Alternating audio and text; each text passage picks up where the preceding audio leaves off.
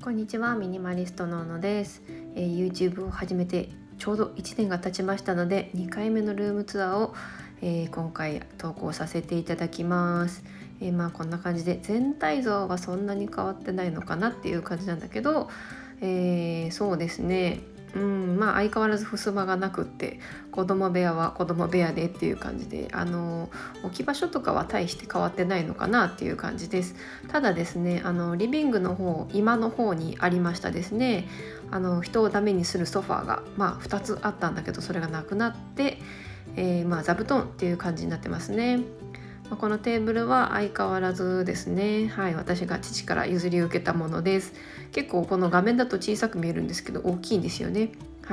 ではこの新しく増えた座布団がですね、これ無印良品のもので780円ぐらいだったかなと思います。ブラウンを3つ持ってて、あと1個は別の部屋に今置いてますね。このテーブルですね、実はなんと15年ぐらい前にもね、私実家暮らしというか父親と暮らしている時に同じものを使っていたことが発覚し、最近衝撃を受けたっていうところでした。すごく気に入っておりますという感じです。でこちらが子供部屋になります。部屋というより、押し入れなんですけどね。娘は一体何をしてるのでしょうか。これはねちょっとわかんないんだけど、でこちらはですね、上の段を上の子、男の子小学2年生、下の段を下の子、年長さんですねとこう分けて2人で使ってもらっています。でですね、おもちゃの入れ物が1年前と比べると変わったのと、だいぶおもちゃの量が減ったんじゃないかなというふうに思います。で学用品がですね、もうこれだけですね、A4 ファイルボックス、無印良品の A4 ファイルボックスに教科書なんかを入れております。で上の子はもう本当におもちゃが少なくなって、本当に今これだけですね。この中に収まっているものだけですね。でこのファイルボックスに置いてあるの上に置いてあるのが、鉛筆の予備とか、あと鉛筆削りですね。っていう感じになっております。でこちらが下の子なんですけれども、片っぽはレゴがもうめちゃくちゃ入ってるっていう感じですね。これは上の子も一緒に使ってます。そして下の段には下の子のおもちゃがまたバラバラと入っているっていう感じになってます。もうすごいことになってますよね、この落書きっていうのがね。もうこれ最後ヤスリで削って出ようかと思うんだけど、これは炭治郎っぽくないですか。こんな感じのおもちゃ部屋というか、子供部屋になっております。あと娘はですね、ぬいぐるみが大好きでしてね、この中に隠れてるのは大量のぬいぐるみでございます。こちらがおもちゃ箱の横にバーっといつも並んでおりますね。もうね、ぬいぐるみっていうのがね、なかなか手放す対象にならないらしくって、どんどん増えていくんですよね。でこうやってお気に入りが並んでるんですけど、クロミちゃんとよくわかんないおじさんと猫とジョージが2匹いたと思うよね。いたね。あと今クマみたいなのがいるけど、クマはね IKEA のクマです。で最後に乗ったやつは、ポケモンのジラージですね。可愛いですね。大好きだそうです。可愛いですね。なぜ娘はこういつもね、こういうね映えることをねしてくれるんだ。これ私何にも言ってないですよ。勝手にやってくれるんですよ。ありがたいですね。で、次はですね、こちら押し入れの反対側行こうと思うんですが、ここもあんま変わってないですね。寝具を上の段に収納していて、下は衣類とか、防災グッズとかが入っておりますって感じです。でこちらの、奥の畳の部屋にいつも布団を敷いて寝ているっていう感じですね。で以前はですね、シングルの布団を2枚敷いて寝てたんじゃないかなと思うんですけど、ちょっとねいよいよ子供たちが大きくなって、もうね私はみ出まくりですよ。なので今はシングルのお布団1つ買い足して、シングル3セットで寝ています。では次、寝具を簡単に紹介していこうと思います。左にあるのがまず敷布団3枚と敷パッド3枚ですね。この敷パッドはですね、パシーマというものを使っています。ゴムバンドがないタイプの敷パッドになってます。これで布団を干すまでのハードルがだいぶ減ってですね、布団を干すのが楽になりました。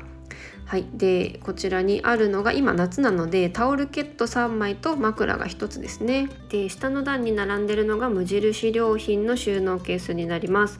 こちらですね、ちょっと数が減りました。2段減って今8段、10あったんですけど2つ減って8段になりました。で、中身をちょっとね簡単に紹介していきます。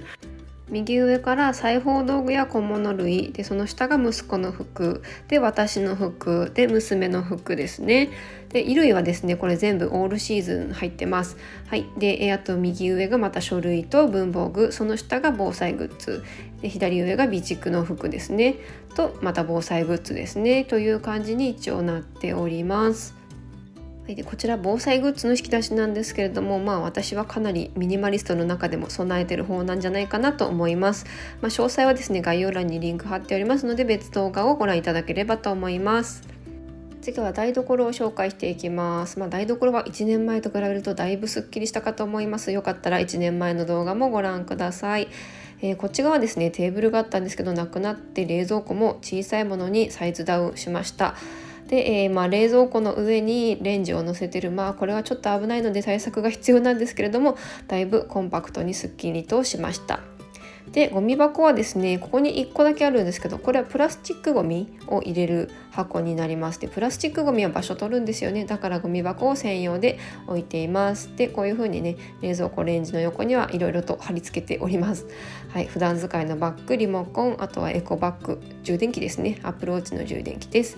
ここにある椅子はですね踏み台にしたり、私が座ってそこでなんかご飯食べたりする用の椅子になっております。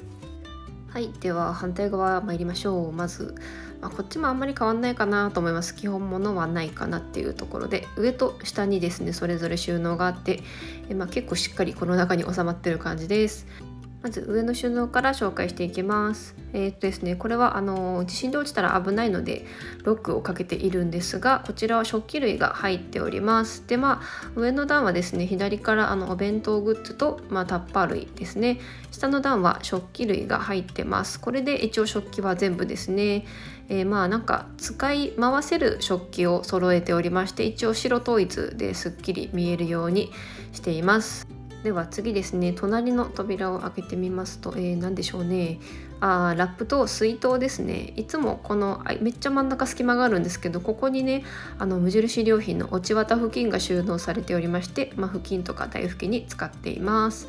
でこっちもちょこっとしか入ってないんだけど、ボールザルとスライサーですね。上にあるのはお菓子をぶどうの箱にお菓子を入れてるのと、お茶ですね。ホットのお茶飲むようなやつです。今夏なので飲んでなくて置きっぱなしです。あとはこちらは普通にまな板ここに乾かしてるのと、ガスコンロですね。普通ですね。普通です。はい。でこの中身も変わったんじゃないかなと思うんですけども、ティファールの鍋とフライパンと蓋と取っ手ですね。こちらに置いてある調理器具はですね、ダイソーのシリコンフライ返しと、無印良品のシリコン調理スプーンですね。取っ手が外せるようになってからだいぶ楽になりました。ほんとこれおすすめです。はい。で、こちらがですねカトラリー入れになっております。ここ前仕切りのケースがあったんですけどもなくしてしまって、滑り止め敷いた上に直に置いてるっていう感じになります。で左からですね、お箸、しゃもじ、バターナイフ、スプーン、小さじ、ピーラー、ハサミ、シャチハタ、ボールペン、体温計ですね。はい。でこの奥にあるのが、ホーローの計量カップですね。でまたそのさらに奥が掃除用のウエス、あとはちょっと小物類がごちゃごちゃと入ってるっていう感じですね。はい。このようになっております。だいぶ物が減ったかと思います。はい。この下いきますね。こちらは奥はお米と醤油、海苔が入ってますね。で手前が常温保存の調味料になってます。オリーブオイルと蜂蜜、胡椒と塩ですねになっております。はい。ではお隣ですね。こちらは非常時のための、食料備蓄ですね。ちょっとバラバラ入ってるんだけど、左側はレトルト食品、ラーメンとかカレーとかですね。で右側は砂糖のご飯ですね。これ美味しいですよね。はい。これを置いてます。で奥ちょっと見にくいんですけど、インゼリーとツナが入っております。これらすべてローリングストックして、買い足して使いながら買い足していくっていう形にしております。はい。こちらさらにお隣なんですけれども、こちらはですね全部ゴミ箱になっております。実はですね左側はですねゴミ袋とペットボトル、瓶缶で、真ん中がこれは古紙ですね。リサイクルに出します。でこちら燃えるゴミですね。生ゴミは冷蔵庫に入れて匂わないようにしております。これ3つともゴミ箱代わりになっております。そんなにねゴミの量が出ないので、これでちょうどいいかなっていう感じですね。台所最後がですね、シンクですね。なんもないんですけど、はい、スポンジと食器用洗剤ですね。食器用洗剤はヤシの実洗剤を使っております。でスポンジはサンサンスポンジっていうものを使っておりまして、こちらはですね浮かせてるんですけど、セリアのウキウキという商品でこうやって浮かせて収納をしております。で水垢はですね、できるだけ台拭きで拭き取るようにして綺麗に見えるようにしています。以上が台所の紹介になります。洗面所などがちょっとお見せできないんですが、洗面台の下だけ紹介しようと思います。まず左奥がですね、生理用品ですね。でこちらがですね、左側ボディーソープの詰め替えなんですけれども、これは、顔体とハンドソープを兼用してます。でこちら、ジェルボールなんですけれども、これも袋のままで詰め替えずにここから取り出して使ってます。でドライヤーですね。この巻き方はナッティさん、ミニマリストナッティさんの参考にしてます。で、こちら直置きゾーマですね。毎日使うものですね。綿棒とか、パウダーとか、ハサミとかですね。で奥がトイレ掃除用品が実は隠れておりまして、でこの右側の黒いポーチはですね、あんまりしないので化粧品と歯ブラシのストックなどを入れております。という感じですかね。洗面台の下はこんな感じです。結構ここは気に入ってるゾーンになります。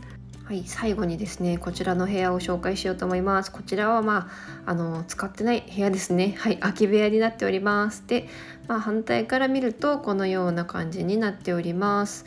だから向こうの部屋に、畳の部屋に置けないものとかをこちらで保管してるっていう感じになりますね。でちなみにこの右奥のスペースですね、三脚がありますけど、いつもここで毎朝8時半からボイシー生放送をやっております。で、反対側ですね、これはですね、撮影用の写真撮る用の白背景ですねを置いてます。最近使ってないですけどね。でここはラックにかけたい衣類などをこちらに保管しております。畳みたくないやつですねとか、あとバッグとか小物類もこちらにあるという感じになってます。スーツはありますね。はい。あとは隣に全身鏡があるのと、こちらがもうね手放してしまうやつですね。手放すものはだいたいこっちの部屋にしばらく保管しておきますっていう感じです。こちらの収納はですね、上の段が季節外のお布団ですね。今毛布と掛け布団が入っております。で下の段はですね、備蓄と、季節外のものなどって感じなんですけれども、左奥の白いケースはですね、今冬に使うカーペットが収納されております。でその右側はですね、備蓄の食料とか水を保管しております。で手前ですね、右からホースと思い出グッズと、紙類の備蓄なんですけれども、思い出グッズはね、この白い入れ物だけに収まるようにしております。かなり厳選して、これだけっていう風になっております。動画をですね、自分で見てびっくりしたんですけれども、本当に物が減ったなという印象でございます。はい。でまたちょっとね、今回ざっくりだったので、細かいところは随時ライブ配信などで紹介していけたらと思っております。またね、次回のルームツアーは1年後になるといいなという感じで、これからもどうぞよろしくお願いいたします。いつもご視聴ありがとうございます。では失礼いたします。